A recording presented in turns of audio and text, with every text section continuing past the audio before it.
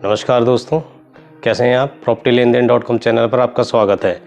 आज की वीडियो में हम आपको ज़मीन का CLU कैसे लिया जाता है उसके बारे में जानकारी देंगे। दरअसल होता ये है कि लोग CLU का नाम सुन के सोचने लगते हैं पता नहीं हम किस रॉकेट साइंस की बात कर रहे हैं, जबकि CLU लेने की प्रोसेस बहुत ज़्यादा मुश्किल नहीं है। अगर आपके सारे डॉक्यूमेंट पूरे हैं, आप ड्यू प्रोसेस पूरी करते हैं तो CLU आपको आसानी से मिल जाता है। कई स्टेट ऐसे हैं जिसमें हम बात करें हरियाणा, पंजाब, दिल्ली, जहाँ पर अब CLU ऑनलाइन भी मिलने लगा है। बट लोग ड्यू प्रोसेस तो देखते नहीं है, बस दूसरों के पीछे लग जाते हैं। लोगों के कि एक सेटिंग की जुगाड़ में रहते हैं कि कहीं कोई उनकी ज़मीन का कोई CLU दिलवा दे। अगर वो ड्यू प्रोसेस को देखें और पूरी प्रोसेस को फॉलो करें तो CLU आराम से मिल सकता है। आज की इस वीडियो में मैं आपको स्टेप बाय स्टेप बताऊँगा कि ज़मीन का CLU कैसे लेना है। दोस्तों, इसके लिए मैं आपको अपनी कंप्यूटर स्क्रीन पर ले चलता हूँ और आपको स्टेप बाय स्टेप बताऊँगा कि CLU के लिए क्या क्या प्रोसेस होती है, उसको कैसे फॉलो करना होता है। मैं आपको उन डॉक्यूमेंट्स के बारे में बताऊंगा जो CLU लेने के लिए जो चाहिए, और इसके साथ साथ ऑनलाइन कैसे CLU के लिए अप्लाई कर सकते हैं मैं एक स्टेट का उदाहरण देकर भी बताऊंगा। चलिए दोस्तों, मैं आपको अपनी कंप्यूटर स्क्रीन पर ले चलता हूँ। किसी भी ज़मीन के यूज़ को बदलाव को CLU कहा जाता है, चेंज ऑफ लैंड यूज़। जैसा कि इसके नाम से ही पता लगता है कि ज़मीन का जो लैंड का जो यूज़ है उसको चेंज करना, उसमें बदलाव करना। ये किसी भी तरह की ज़मीन हो सकती है। ये आपके पास एग्रीकल्चर लैंड हो सकती है, इंडस्ट्रियल लैंड हो सकती है, बैरन लैंड हो सकती है, जिसे बंजर ज़मीन भी कहते हैं। अगर मान लीजिए आपके पास सिर्फ एग्रीकल्चर लैंड है, आप उस पर किसी तरह की कोई डेवलपमेंट जैसे स्कूल, अस्पताल, रेस्टोरेंट, ऑफिस कुछ भी बनाना चाहें तो उसके लिए आपको उसका ज़मीन का CLU लेना पड़ेगा। आप बिना CLU उस पर कुछ और किसी तरह की डेवलपमेंट नहीं कर सकते हैं। आप उस पर कोई रेजिडेंशियल प्रोजेक्ट बनाना चाहते हैं, मान लीजिए कि आप अपार्टमेंट बनाना चाहते हैं या उस पर प्लॉटिंग करना चाहते हैं या कोई स्कूल खोलना चाहते हैं तो आपको उसका CLU लेना पड़ेगा। आपको उसका चेंज ऑफ लैंड यूज़ करवाना होगा, जिसे आम भाषा में हम CLU कहते हैं। आप बिना CLU ले उस ज़मीन पर कुछ और काम नहीं कर सकते हैं। उदाहरण के लिए आपके पास अगर एग्रीकल्चर लैंड है, अगर आप उस पर कोई प्लॉटिंग करना चाहें या कोई हॉस्पिटल बनाना चाहें, कोई रेजिडेंशियल प्रोजेक्ट बनाना चाहें तो आपने उसका CLU नहीं लिया है तो वह उस पर जो आपने प्रोजेक्ट बनाया है वो इलीगल माना जाएगा। स्टेट में CLU लेने की अपनी अलग अलग गाइडलाइंस बनाई हुई हैं। कुछ स्टेट में CLU का काम रेवेन्यू डिपार्टमेंट करता है, जबकि कुछ राज्यों में CLU देने का काम प्लानिंग अथॉरिटी के पास है। जैसे कि हम उदाहरण के तौर पर लें, हरियाणा का town and country planning department है जो CLU देने का काम करता है। हम यहाँ आपको एक जनरल गाइडलाइंस बताएंगे जो थोड़े बहुत बदलाव के साथ लगभग सभी राज्यों में एक जैसी लागू होती है। सबसे पहले क्या होगा, इसमें आपको एक एप्लीकेशन लगानी पड़ेगी। एप्लीकेशन का एक फॉर्मेट होता है, उस फॉर्मेट के हिसाब से आपको एप्लीकेशन भरनी पड़ेगी। और इस चीज़ का ध्यान रखें, एप्लीकेशन में आप जो भी जानकारी देंगे वो पूरी तरह से सही जानकारी होनी चाहिए। ये अथॉरिटी जिसके पास आपको एप्लीकेशन लगानी है, DC ऑफिस हो सकता है, सब डिविजनल ऑफिस हो सकता है या तहसीलदार का ऑफिस हो सकता है। ये आप देख लें कि आपके स्टेट में कौन सी अथॉरिटी है जो CLU देने का काम करता है। अपने जिस ज़मीन का आपको CLU लेना है उसकी एक सर्टिफाइड कॉपी लगानी पड़ेगी, और इस सर्टिफाइड कॉपी को लैंड रिकॉर्ड की, और लैंड रिकॉर्ड की सर्टिफाइड कॉपी को हरियाणा में जमाबंदी, महाराष्ट्र में विलेज फॉर्म 6 जिसे VF6 भी कहते हैं, 7/12, 8/1 भी कहते हैं। नॉर्थ के स्टेट जैसे उत्तराखंड, उत्तर प्रदेश की बात करें तो यहाँ पर इसे खाता खतौनी कहा जाता है। साउथ के स्टेट में यह ROR, पहानी, आडंगल के नाम से जानी जाती है।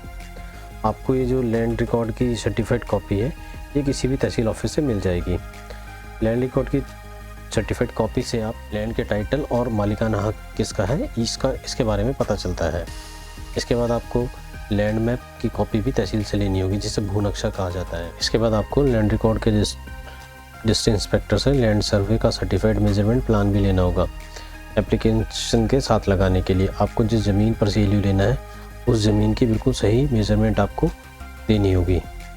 आप जिस ज़मीन के लिए CLU लेना चाहते हैं उसका लेआउट प्लान, उसका साइट प्लान, उसका बिल्डिंग प्लान आर्किटेक्ट से साइन करवाकर आपको एप्लीकेशन के साथ लगाना होगा। इसके साथ आपको आर्किटेक्ट का एक अपॉइंटमेंट लेटर भी लगाना होगा जो आपने उस पर्टिकुलर प्रोजेक्ट के लिए हायर किया है, और साथ में उस आर्किटेक्ट का रजिस्ट्रेशन सर्टिफिकेट भी आपको इस एप्लीकेशन के साथ लगाना पड़ेगा। ये डॉक्यूमेंट तैयार होने के बाद आपको जहाँ आपकी ज़मीन है जिसकी आप CLU लेना चाहते हैं, जैसे गांव में है तो आपको ग्राम पंचायत से NOC लेनी होगी, शहर में है तो नगर परिषद, नगर पालिका, नगर निगम से जो भी आपके शहर में, जिस तरह का आपका शहर है, आपके शहर में नगर परिषद है, नगर पालिका है या नगर निगम है, ये आप देख लीजिए, उससे आपको एनओसी लेनी पड़ेगी। अगर आप हाईवे के पास कोई प्रोजेक्ट लगा रहे हैं तो आपको हाईवे अथॉरिटी से एनओसी लेनी होगी। इंडस्ट्री लगाने के लिए आप कोई CLU ले रहे हैं तो आपको पोल्यूशन कंट्रोल बोर्ड से एनओसी लेनी पड़ेगी। आप जिस ज़मीन के लिए CLU लेना चाहते हैं उसका layout plan, site plan, building plan, इसके बाद आपको पटवारी से सर्टिफिकेट लेना होगा जिस ज़मीन पर आप CLU लेना चाहते हैं कि वो ज़मीन एक्वायर तो नहीं हो रही है। मान लीजिए आपने किसी ज़मीन पर कोई रेजिडेंशियल प्रोजेक्ट के लिए CLU ले रखा है, लेकिन अब आप उस पर इंडस्ट्रियल प्रोजेक्ट लगाना चाहते हैं तो आपको अपने पुराने CLU की कॉपी भी साथ लगानी होगी। ये सारे दस्तावेज आपको एक साथ एक एप्लीकेशन के साथ लगाने होंगे।